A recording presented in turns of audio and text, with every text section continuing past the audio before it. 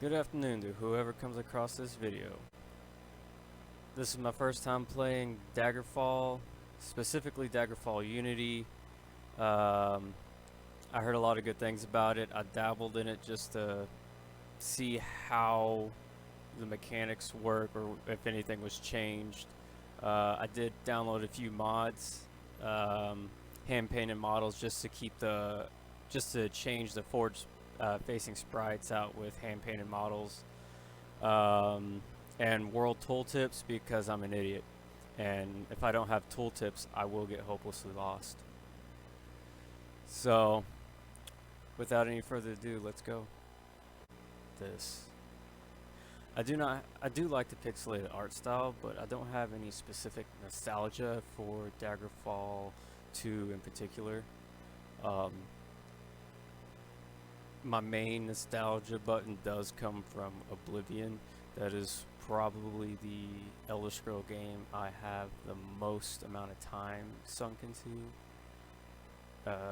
Following that would obviously be Skyrim, or at least what most people would relate to, of having a bunch of hours in. Morrowind I have played. I never beat Morrowind, but I have played about maybe 4 or 5 hours in on that. I'm impossibly dense, so Morrowind probably went over my head when the last time I played it. Beyond that, I've actually 100%, at least on Xbox, got all the Xbox achievements for Oblivion, which did take place, for those who don't know, in this province right here, Cyrodiil, the province of Cyrodiil, or I guess at this time it would be Imperial Province. Alright. I think we're going to narrow this down. High Elves hail from the province of Somerset. You are part of a tall, golden-skinned people, extremely intelligent, agile, and willful. The magical nature of Somerset Isle has made the High Elves natural spellcasters, who are immune to paralyzing poisons and spells. Is your character to be a High Elf? Yeah, sure, why not? No, I guess. I don't know if there's anything special either way if you choose. Choose from the list of possible classes. Generate your character's class by answering 10 questions. I like questions. Your father sends you on a task which you loathe, cleaning the stables. On the way there, pitchfork in hand, you run into a friend from the homestead near your own. He offers to do it for you in return for a future favor of his choosing. Do you decline the offer? Okay, I can't use arrow keys, so we're going to scroll the scroll. Decline his offer, knowing that your father expects you to do the work, and it is better not to be in debt, right? Accepting his offer, reasoning that as long as the stables are clean, it matters not who does the cleaning. Kind of, I don't know. Ask him to help you, knowing that 2 people can do the job faster than 1, and agree to help him with one task of his choosing in the future. Alright, personally, I don't like debts, and I don't know what his idea of a proper favor in return is going to be, so I'll just do the work, man. Light off in the stars, alright. A good friend of yours is in love with a girl from a neighboring village, a girl who barely knows him. He is extremely shy and inexperienced. He pleads for your help. Would you suggest he go to her immediately and declare his love? If the relationship is to be, he needs to be honest from the start. You offer to accompany him to the village for support. I mean, that's kind of... does it say I know this girl? A good friend of yours, so he's a good friend of mine. He is extremely shy and inexperienced. He pleads for your help. Well, I don't... Let's read the others. Find out more about this girl using any contact he can find in her village. He will not be so shy if he knows something about her. You may even find out she is not the right girl for him. I mean, that's a fair statement, but just talk to her. Just go talk to her. She's a person. Let you help him write anonymous love letters. and poems to see her reaction without needing to face her directly. If the reaction is favorable, he could talk to her friends in the village and arrange an accidental meeting. I don't know about that, man. Look, if you just like her, just go talk to her. I don't know about this straight up declaring love. That's might be a little too forward. Just go talk to the person. Come on, just like if you like them, just like them. Just go, hey, I shoot, I'm married. I don't know how people talk to each other now, but it just seems natural. You just strike up a small talk conversation. I'm not giving relationships. Hey. Ooh. On a clear day, you chance upon a strange animal. Its legs trapped in a hunter's claw snare. What's a claw snare? Alright, I don't know what a claw snare specifically is, but I'm just going to assume it's a normal snare, considering... Hold on. On a clear day, you chance upon a strange animal, its legs trapped in a claw snare. Judging from the bleeding, it will not survive long. I don't know what specifically a claw snare is, but it's probably... Crap. I guess it's just a normal snare with hooks. That seems a little extra. I mean, the snare does self-tighten. I don't know why you need to put hooks. That seems, extra. Draw your dagger mercifully, ending its life with a single thrust. Do not interfere with the natural evolution of events, but rather take the opportunity to learn more about a strange animal that you have never seen before. Use herbs from your pack to put it to sleep. Then free it from the claw snare and take it somewhere where it can be safe, knowing that in doing so you will probably deprive a hunter and his family of sustenance.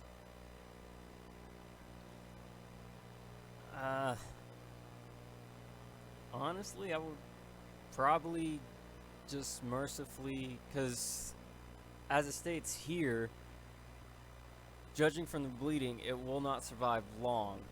Well, I guess that means I could do something to save the creature, which,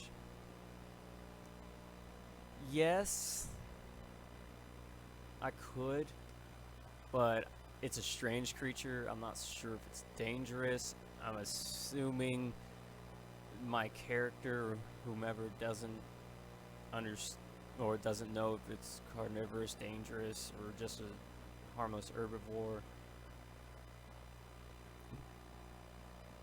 And just based on how it judging by how the character doesn't even know what creature it is, how can I assume my character's gonna know what herbs to use to help this strange creature he knows nothing about? I'm looking way too far into this. I'm just gonna put it out of its misery and just hope no one hates me. Your arms master poses a question. One day to his class, a company of 100 men is attempting to flee from the enemy. There are two paths out of the broken stronghold. One path will kill half of the men under the officer's command, but the other half would survive. The other path has a 50-50 chance that everyone would die, but also a 50-50 chance that everyone would survive. Coin flip, got it. As a commanding officer, she would. Oof, that's. I don't know if I would like to make that decision for a bunch of people. Let's see. That doesn't sound like. Alright, let's see. Choose the path that would guarantee half your men would survive. That is a willing choice to condemn half your men to die. It's a little. That's a means to an end kind of thing. But, man, this is really like that trolley kind of puzzle. Choose the path that has a 50% chance that all would survive and a 50% chance that all would perish. That's a coin flip. Turn your choice over to the men and tell them to decide by majority vote. Why can't there be a fourth one where it's like, hey guys, obviously they converge at the same place, so whichever you're comfortable with choosing, you go that way. We're gonna regroup at this position. That's like if we're retreating, that's what the mindset is, right? Yeah, attempting to flee from the enemy. Yeah, and I'm in charge of the 100 men fleeing from the enemy. Well, I would, especially in this situation, we would probably have a rally point set up that is where if we do get separated or routed in some manner, we would meet up at a specific point that is generally neutral or friendly. So I would just tell my men, hey, just get to the rally point that we agreed upon within whatever time frame makes sense for the situation at hand. I would definitely leave that up to them because an individual making a choice with their own safety and life. I'm not a. I don't claim to be a philosopher. Anyway, here we go. We're just gonna leave it up to them by majority rule. Sounds good. A senior student in your weapons class has trounced you unmercifully. The senior student in your weapons class has trounced you unmercifully. Without mercy. Got it. For the past several years, today is the tournament of students. Oh, so he's been a bully. So I've been bullied by senpai. Got it. Today today is the tournament of students, and you find with dismay that you are paired against him for your first match. As you prepare, your friend approaches, and officers tell you of an injury the senior student suffered in today's sparring match, which you missed. Do you? Ooh, I know where this is going. This is some moral stuff, man. Accept the offer, knowing that it would allow you to concentrate on the injured area and greatly increase your chance of beating him. So this is just denying the intel. Refuse to offer knowing that, or this is accepting the intel. This would be denying. Refuse to offer knowing that that win or lose, you would rather do it through your own skill and not extra knowledge in what should have been a fair and honorable fight. Yeah, it does also depend. I guess if you're bringing it up that way, that would be a culture thing on how the tournament ran fair and honorable. I can see how other culture, like warlike cultures that would be using a tournament style and raising children to be warriors. I can see how that might also praise exploiting weakness. So it's a bit of a toss-up what your definition of honorable is depending on your, I guess, the culture that you're brought up in, or this character brought up in. Accept the offer, reasoning that it is better to have the knowledge in case you need it, and realize that having the knowledge does not necessarily mean using it. You can also just take that knowledge and just, if you want to prove to that bully that you can spank them anyways, and you could just avoid the injured area and just beat them using the knowledge that, oh, he's injured here, I'm going to attack him where he's not injured. That way there's not an excuse of me targeting his injured side. Beat him fair and square. That's, you could get a little, depending on how you're brought up, you might get a little bit more honor doing it that way. I'm thinking too far into it. I'm going with knowing is better than not knowing. I would say knowing is better than not knowing that situation. Depending on how dirty he wants to fight, at least you got a little mud to sling back. That might be a little bit of means to an end. I don't know. Please don't hate me. A friend has on several occasions made remarks about how much he likes a particular gold ring of yours. One day you discover that this ring is missing, and after making it, is missing.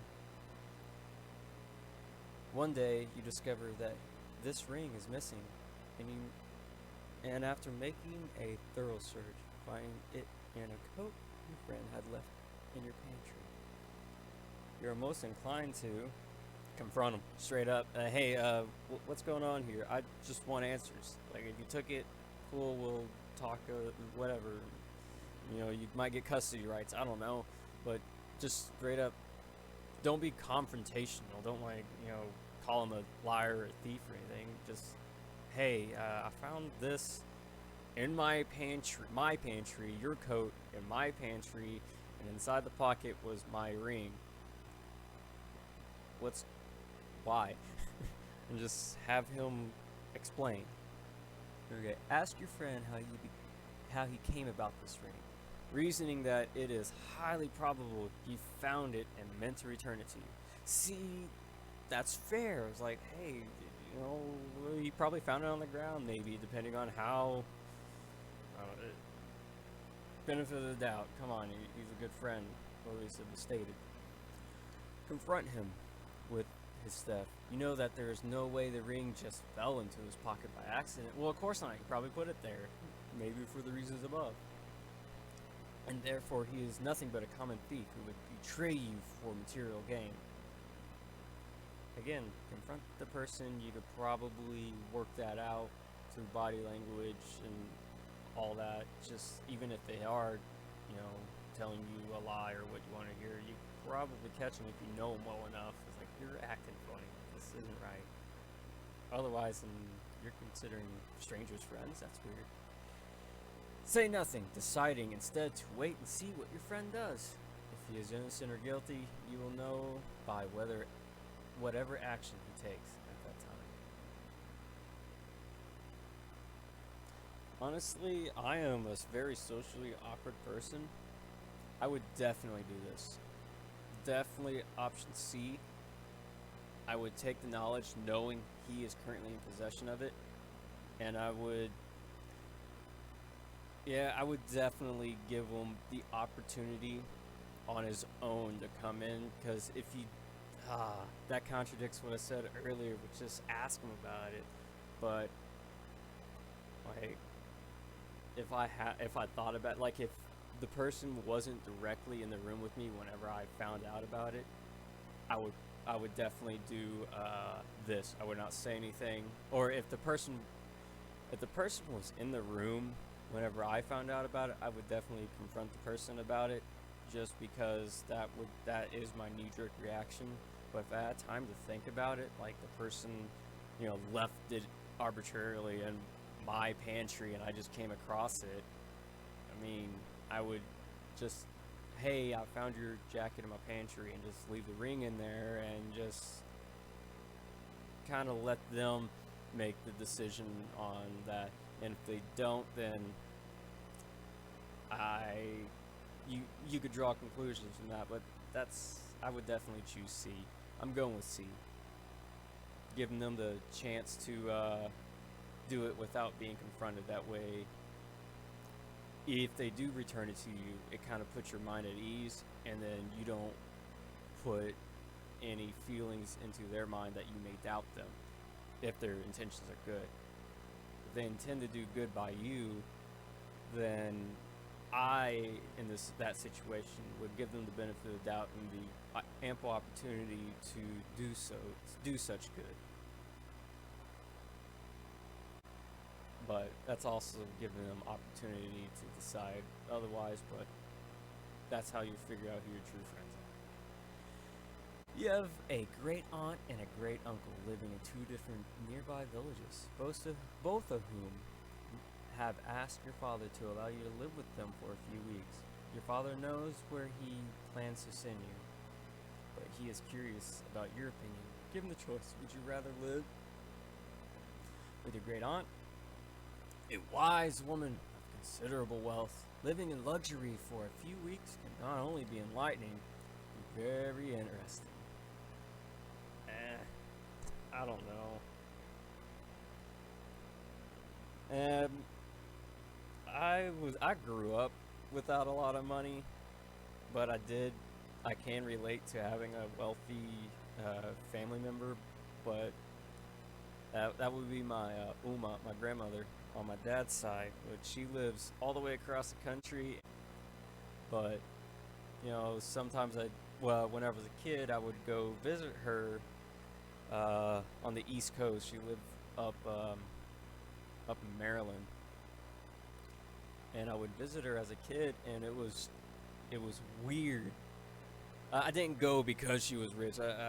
She was my grandmother. I wanted to hang out with her, but I don't know. It depends on if you're the kind of person who values wealth highly, and I'm never been someone to just value the wealth. If they're a great person, you want to see them. That's a different story. I love my grandma, my Uma. She's a heck of a woman, but it wasn't about the luxury. Live with your great uncle, a sick old man who has always been something of a stranger to you. A few weeks with him may be arduous, but he is in more need of your help than your great aunt. Well, I mean, why is she asking for me to come visit? This whole episode, my first episode, is gonna be just me overthinking these questions because, like, we haven't even created a character yet. We're just answering. Okay, so a wise old woman, considerable wealth, my great aunt has asked me to come visit her. Why? Maybe like 1 week each. But this guy's sick. He's probably asking for help. Needs more help than your great aunt. Yeah, she could just pay for that help. If it's about helping my family, then that's a whole nother question. Think of a way to divide your time between the great. See, that's what I just said. Think of a way to divide your time between your great aunt and great uncle. Perhaps you will not be able to spend as much time with either as much as you would like, but neither would be left out. See, I like that idea. Spending time with family is important, and see, they try to make it about the wealth, but oh, he's poor, he's rich, but that's a very shallow looking at it. Like, I don't know. This question's just worded weird. I'll spend time with both of them because, I mean, they both invited me. They both want to spend time with me. It's like, I'm not the rich person that my great aunt's inviting over. Like, they both just want to hang out with me. So, and my great uncle didn't specifically ask for help. He just wanted to see me. He's probably not doing too good, and he just wants to see his nephew.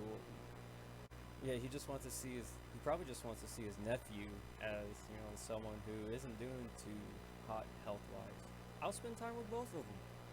It's like, why not? We're family. Like, it's not about, rich or poor. Like, they both ask to see me. They both get to see me. They'll understand.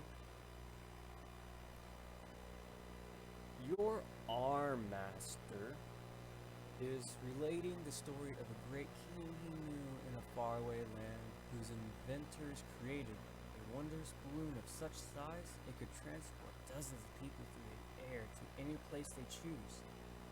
If you were his king, he would ask you, how would you use this remarkable balloon? I would fly it to a volcano. Avatar reference. Explore regions previously impossible or extremely dangerous to visit by land. That sounds pretty cool, actually. But then your balloon goes down, like the volcano. The balloon goes down, you're trapped in a very perilous place. Keeping the balloon a secret, saving a surprise attack in defense of wartime. Depending on tech level, that's not a good idea in general, because it's a balloon. They tend to pop, but I'm not a balloon engineer, so I'm not certain on the logistics of that. Might be able to armor it. Kevlar balloon. See, perfect. I'm already contradicting myself and calling myself stupid. Moving on. Commission the inventor to create a dozen of these balloons in the hopes of making a travel system across your realm that would speed up transportation time and exchange of ideas. I love that idea.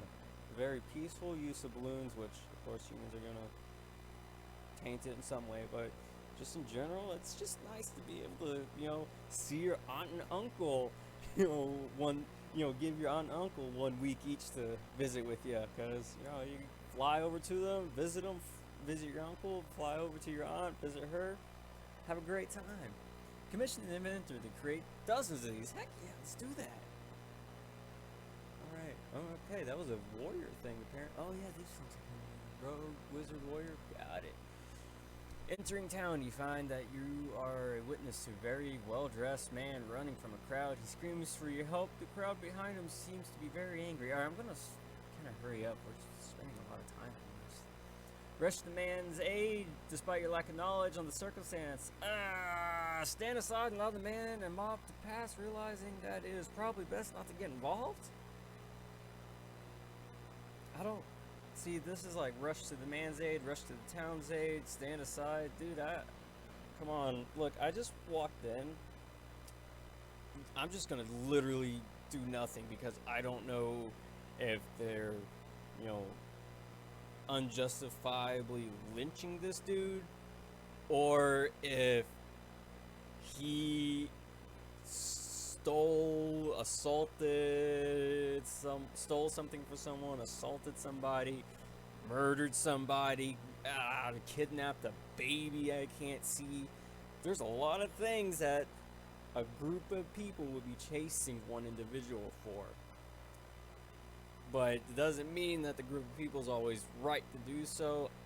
But without the lack of knowledge, I'm gonna go with C.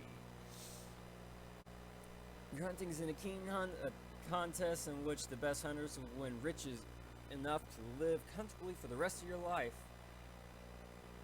Yeah. You track a white stag many of you had shot at earlier. You are alone as you examine the stag and recognize the arrow as one fired from your friend's bow. As you retrieve the arrow for closer examination, you hear your friends arrive. So, I guess they're going to ask you, take credit, you give friend credit, something like that, right? Claim to have fired the arrow that hit the stag, thus gaining the honor for the kill. So lie. No, I'm not a liar. Or I'm not gonna lie to them, that's silly. Show the others the arrow. Claim your friend, the archer of the day. It was his arrow. Suggest dividing the prize, reasoning that although your friend's arrow brought down the heart, all of you were instrumental in the tracking of the kill. That is true, but that kind of... I would like to see my friend extremely happy then, because this right here just, it seems like it's devaluing what could be my friend's greatest accomplishment. I'm going to give it to my friend because I care about my friends. Woohoo! Oops! I took credit. My bad. That was a misclick. Oh, I'm a bad person. Battle mages use their mastery of magic for combat purposes. They are naturally adept at casting offensive magic spells. Great. Battle mage. Destruction, long blade, axe. Yeah, sure, I'm a battle mage. Let's do that. What would you like to do?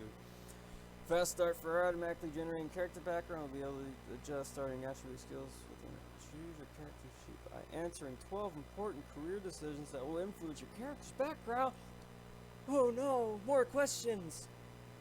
Alright, fine, we'll answer some more questions. After the College of Destruction, what school of magic have you been studying the second longest? College?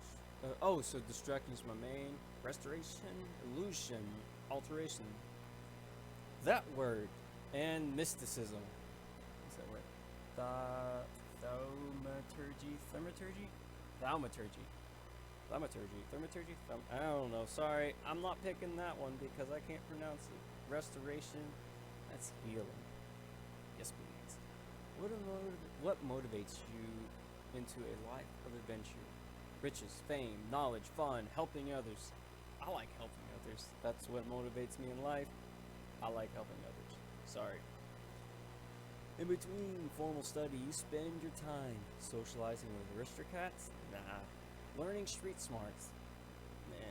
Practicing acrobatics? Learning economics, boring. Swimming. Sparring. Friendly sparring's fun. Since childhood, you have saved 100 gold pieces. My favorite book. Curious. Katana.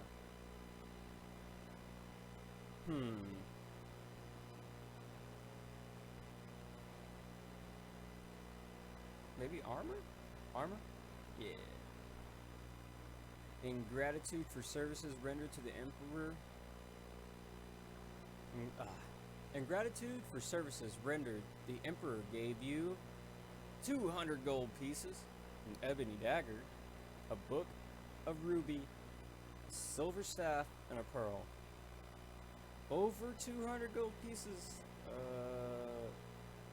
Is it over or exactly? Don't like the questionability of that. Might be a dice roll. An ebony dagger does sound pretty sweet. A book, a ruby, a silver staff. See, a ruby is just a gem. I don't know how expensive. Like these two, I don't know the price of rubies or pearls, so I don't know if this is worthy. A silver staff. I know in Oblivion, silver is very useful for certain creatures and enemies. I haven't played Oblivion in 10 years, so I don't know how potent silver was against. I don't know which is better. Would a silver staff, because it's made of silver, be better? I'm assuming this game is pretty hardcore in that, and I'm also assuming that Oblivion got the silver affects certain monsters from somewhere, and that's a legacy or something. I don't remember if that was in Morrowind.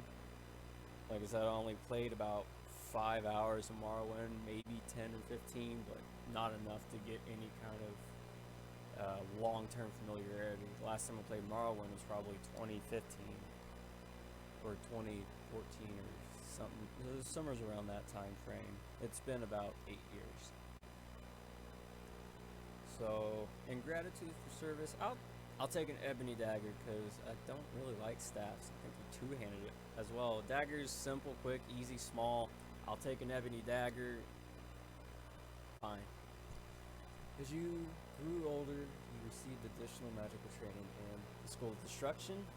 I thought I already had training in School of Restoration, Illusion, Alteration, Thaumaturgy, School of Mysticism. What is Thaumaturgy? School of Mysticism. I'm not entirely. We'll worry about it. Additional training. So in addition to that, so I could double down on Restoration or Destruction. Restoration. I'll do it. As a child, your nickname was Rabbit, Guppy, Quicksilver, Scrapper, Monkey. How about Rabbit? Rabbit sounds good. You are friendlier than most with the Savage Harpies, the Glorious Dragons, the Infernal Daedra, the Primitive Centaurs, the Simple Giants, the Immodest Nymphs. So I'm friendly with the Spriggans, the Immodest Nymphs. The Spriggans. I don't know what that word is, but the Spriggans. The Mischievous Imps. So I'm friendly with these. Friendlier than most. Giants. Friendly giants. Hey, BFG, we'll do it. Of all disagreeable types, you have the most personal hatred for sanctimonious priests. Don't know what that word is. I do not know what that word is. Diabolical wizards. Just evil wizards? I can't promise I won't be an evil wizard. I am a battle mage. Stupid peasants? Well, that's just rude. As a stupid peasant, I am offended. Power mad robber barons. Ooh, I'm leaning that way. Immoral assassins. Immoral assassins. I'm not sure. How about power mad robber barons? That works. You are intimate friends with a monk, a rogue, an assassin, a warrior, or a mage. Intimate friends. A mage. Maybe I met in college. Because I don't know if I, now I'm thinking about roleplay here. I don't know if I run into a monk, rogue, maybe rogue and assassin. No, for the same reasons. They're kind of shifty. I don't know if a battle mage would be friends with, rogues or assassins. At least, not an all-out good one. Or at least I don't know. A warrior, maybe a warrior. I don't know. Monk, rogue, assassin, mage, warrior. I'm gonna pick a warrior. I'm a battle mage. It's down to mage or warrior. I like a warrior. A warrior would be fine. What god, if any, do you worship? None. True, you did ask what, if any. Zenthar, god of commerce. Debella, god of beauty. Akatosh, god of time. God of air. Goddess of air, sorry. Stendar, god of mercy. Julianos, god of logic. Mara, the mother goddess. Arcade, birth and death god. Well, since I did the logical way of reading it down and up, I'm going to pick Julianos, god of logic. I'm logical, you see. I overthink everything. You have the most trouble speaking to people. Hey, there you go. Sorry I didn't read the rest of them, but name thyself. Name. My name is thyself. My name, thyself. Could have said it better myself, game. Choose a face. Brown hair. We're going with brown hair. How about it? My name is thyself, and this is thy face. Alright, well, don't press restart because it wastes an hour of your entire life if you spent an hour creating a character. But I kind of got back here. We don't have as nice of intelligent as we did, but I kind of didn't tweak the base stats too much when I went through the regular character creation. I didn't do the questions this time. I just went in and handled the numbers themselves. I did also find a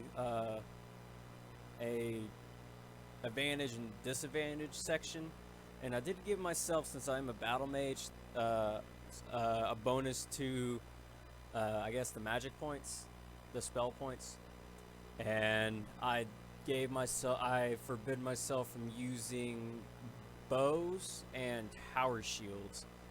As a battle mage, I don't know if I'd use that.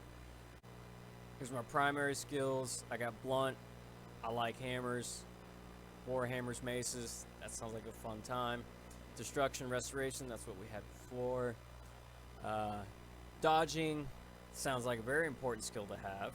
Running sounds like I'm doing a lot of that, and knowing how Elder Scrolls does their level up system, gaining experience, do it by doing things. So I'm going to be doing a lot of running probably. Stealth, I want to see how the stealth works in this game. I've never been an archer type, so obviously since I banned myself from using missile weapons, it's not going to be stealth archer build, but I think stealth would just be fun just in case I need to run away from a really strong enemy and have to hide. Sounds like a good thing to have. Daedric, I'm assuming that's a language. Speaking evil demon, that's pretty good, especially for a mage. I don't know, it kind of makes sense. That word I can't pronounce correctly. I'm assuming it'll be handy, considering it popped up a couple times. Medical, obvious reasons. Critical strike, sounds like a good skill to have as a minor skill. Short blade, I'm assuming the dagger is going to be a short blade. Mysticism, got it. Alright, we're going to end that here. Next episode, we're going to do the tutorial dungeon and hopefully get out to the overworld, but maybe not. My first time testing this game out, I haven't got past this dungeon. So we'll see. Till next time, stay safe.